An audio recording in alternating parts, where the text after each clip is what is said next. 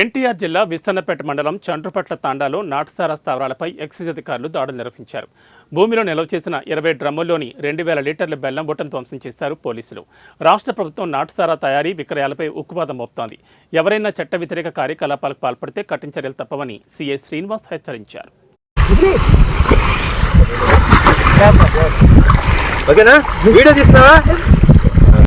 ఈరోజు విస్తన్నపేట మండలం చండ్రుపట్ల తండాలో మేము తిరువూరు ప్రొవిజన్ ఎక్సైజ్ స్టేషన్ తరఫున ఇన్ఛార్జి సిఐ శ్రీనివాస్, నేను, ఎస్ఐ గారి కృష్ణవేణి, సిబ్బంది మొత్తం అందరం కూడా ఈ సంక్రాంతి సందర్భంగా ఈ తండాలో నాటుసారా బాగా కాస్తున్నారని చెప్పి సమాచారం రావడంతో ఈరోజు ఇక్కడ దాడులు చేయడం జరిగింది.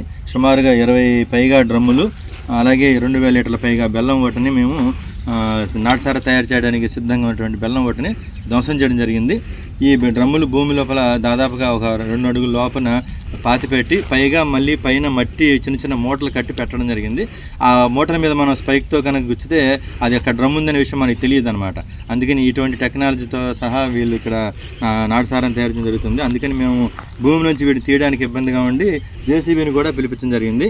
ఈ జేసీబీతో మేము ఈ డ్రమ్ములన్నింటినీ కూడా నేలలో నుంచి తీసి ధ్వంసం చేయడం జరుగుతూ ఉంది. సుమారుగా 2000 లీటర్ల